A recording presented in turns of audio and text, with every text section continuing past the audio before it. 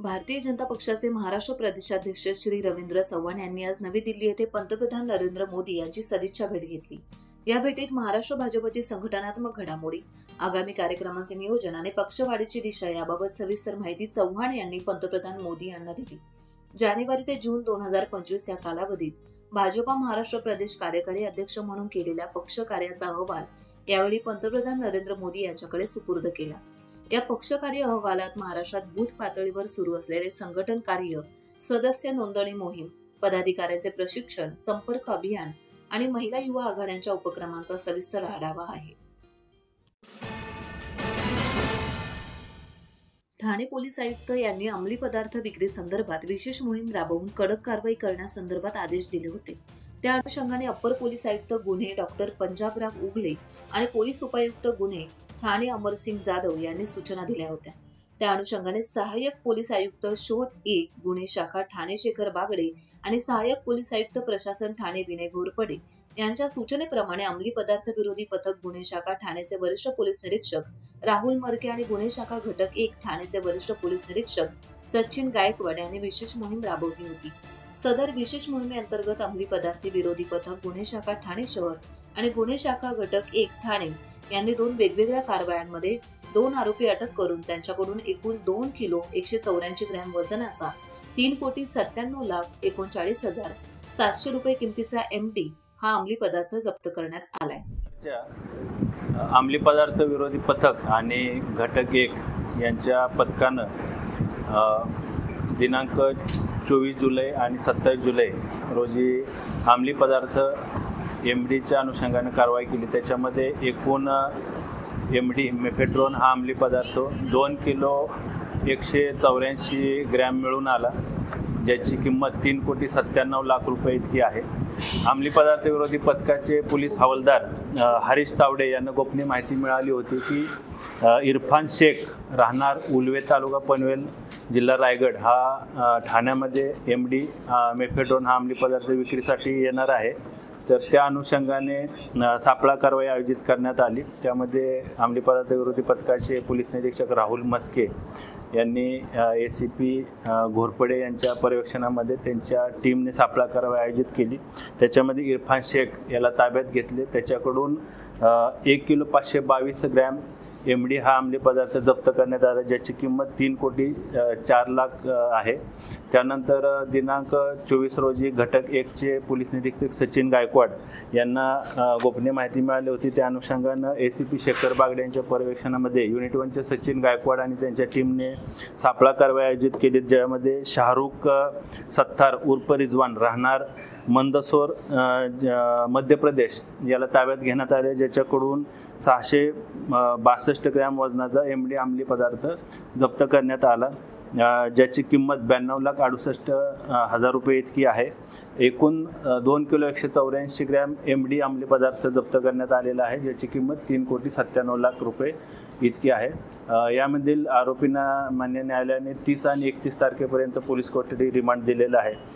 मध्य प्रदेश येथून जो आरोपी MD विक्रीसाठी आला होता त्या अनुषंगाने देखील पोलीस टीम गुन्हे शाखेचं पथक हे मध्य प्रदेश आणि त्या अनुषंगाने जो माल मध्य प्रदेशमधून आलेला आहे तो कुठून आलेला आहे, कुठं बनवला गेला आणि इथं ठाण्यामध्ये किंवा मुंबई परिसरामध्ये कुणाला विक्री करण्यासाठी आला होता त्या अनुषंगानं तपास त्याचा सुरू आहे। त्याचबरोबर अंमली पदार्थ विरोधी पथकानं जो आरोपी पकडलेला आहे हा राहणारा उलवे तालुका पनवेल जिल्हा रायगड इथला आहे। त्याने देखील हा MD पदार्थ कुठे बनवला किंवा कुठून त्याने खरेदी केला आणि कोणाला विक्री करणार होता त्या अनुषंगाने देखील अंमली पदार्थ विरोधी पथकाचं पथक अधिक तपास करत आहे। सर, या अगोदर काय त्याच्यावरती सध्या तर त्यांचं प्राथमिक तपासामध्ये कुठल्या पूर्वीचा गुन्हा किंवा क्रिमिनल बॅकग्राऊंड निष्पन्न झालेलं नाही, तरी देखील आम्ही अधिक माहिती घेत आहोत। आम्ही भाजपचे कोणतेही कार्यकर्ते फोडलेले नाही, कोणालाही आमिष दाखवले नाही। आमदार निलेश राणे यांच्यासह आम्हीही आधी भाजपमध्ये कार्यरत होतो। निलेश राणे यांनी भाजपमध्ये असताना जे कार्यकर्ते निर्माण केले तेच कार्यकर्ते निलेश राणे यांच्याशी असलेले नाते जपत शिवसेनेत आले होते, असे शिवसेना जिल्हाप्रमुख दत्ता सामंत यांनी म्हटलंय। मुद्दा असा आहे की गेली 4-5 वर्ष या ठिकाणी आमदार निलेशजी राणे काम करतायत। निलेशजी राणे भाजपच्या माध्यमातून त्याच पक्षामध्ये आम्ही सर्वजण काम करत होतो। 5 वर्षांमध्ये आणि शेवटी तिकीट सुद्धा निलेशजीने भाजपकडेच मागितलेलं होतं, परंतु भाजपचं काही धोरण असेल त्यामुळे त्यांना ते मिळू शकलं नाही. परंतु मला असं वाटतं की महाराष्ट्रामध्ये नाही पण संपूर्ण देशात हा एक असा मतदारसंघ होता की तिथे महायुतीमध्ये अन्य कोणीच तिकीट मागितलेलं नव्हतं, कोणीच. अन्य तरी मतदारसंघात आपण म्हणू शकतो की 2-2, 4-4, 5-5 जणांनी मागितलेली होती आणि कोणाला तरी अन्याय करून एका घरात 2-3 द्यायची ना असं ठरलं असेल. पण सिंधुदुर्ग जिल्हा आणि कुडाळ मालवण मतदारसंघ एक असा होता की तिथे महायुतीमध्ये निलेशजींशिवाय दुसरा नाव नव्हतं. त्यामुळे कदाचित त्या ठिकाणी निलेशजींना जर त्या ठिकाणी तिकीट देता आलं असतं तर ही परिस्थिती निर्माण झाली नसती. निलेशजीने जे 4-5 वर्षामध्ये जे कार्यकर्ते निर्माण केले या जिल्ह्यामध्ये, त्यावेळी निलेशजी भाजपमध्ये होते. अर्थात आज ते शिवसेनेचे आमदार आहेत. त्यांचे रिलेशन, त्यांचे संबंध, त्यांचं कौटुंबिक नातं हे बघितल्यानंतर ते कार्यकर्ते निलेशजींकडेच वळतायत.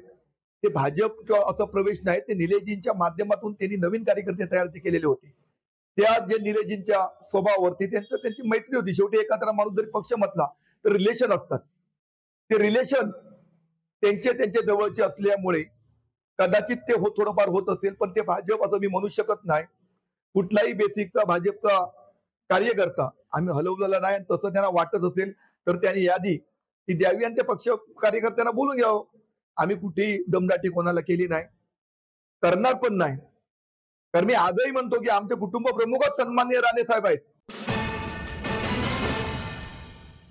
Master Bhupendra martial art sports and fitness academy तर्फे राज्यस्तरीय कराटे स्पर्धेत यश संपादन केलेल्या खेळाडूंना प्रमाणपत्र आणि पारितोषिक देऊन भव्य सत्कार करण्याचा कार्यक्रम मोठ्या उत्साहात संपन्न झाला.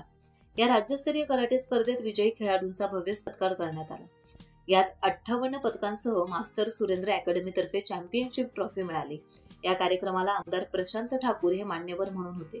त्यांच्यासह सीकेटी महाविद्यालयाचे प्राचार्य डॉक्टर एस.के. पाटील, SMDL महाविद्यालयाच्या प्राचार्य डॉक्टर प्रीती महाजन आणि मनोज म्हात्रे, जिल्हा अधिवक्ता परिषद सेक्रेटरी यांच्या हस्ते पारितोषिके आणि प्रमाणपत्रांचं वितरण करण्यात आलं.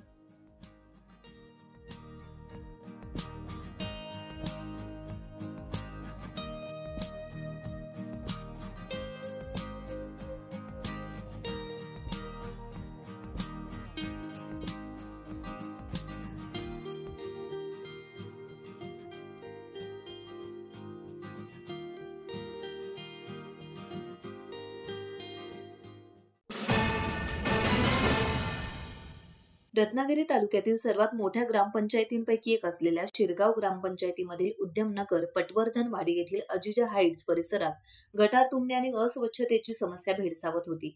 पावसाळ्याच्या दिवसात गटाराचे पाणी रस्त्यावर येत असल्याने नागरिकांना मोठ्या अडचणींचा सामना करावा लागत होता. तसेच रस्त्याच्या कडेला साफसफाईचा अभाव होता. या भागातील नागरिकांनी 8 दिवसांपूर्वी शिरगाव ग्रामपंचायतीचे ग्रामपंचायत अधिकारी उल्हास कोळी आणि स्थानिक ग्रामपंचायत सदस्यांकडे या समस्येबाबत माहिती दिली होती. मात्र यावर कोणतीही तातडीची कारवाई झाली नाही. अखेर आज पुन्हा नागरिकांनी उल्हास कोळी यांच्याशी दूरध्वनीवरून संपर्क साधला. नागरिकांची समस्या ऐकून कोळी यांनी तात्काळ आपल्या कर्मचाऱ्यांसह घटनास्थळी धाव घेतली. यावेळी स्थानिक ग्रामपंचायत सदस्यांपैकी कोणीही उपस्थित नव्हते. तरीही उल्हास कोळी यांनी दाखवलेल्या कर्तव्यनिष्ठतेमुळे आणि तत्परतेमुळे अजिजा हाईट्स परिसरातील नागरिकांनी त्यांचं कौतुक केलं आहे. त्यांच्या या कामामुळे ग्रामपंचायत अधिकारी म्हणून त्यांची प्रतिमा अधिक उंचावली आहे. टाइम्स डिजिटलला लाईक करा, सबस्क्राईब करा, शेअर करा आणि बेल आयकॉन दाबायला विसरू नका. पाहत रहा टाइम्स डिजिटल.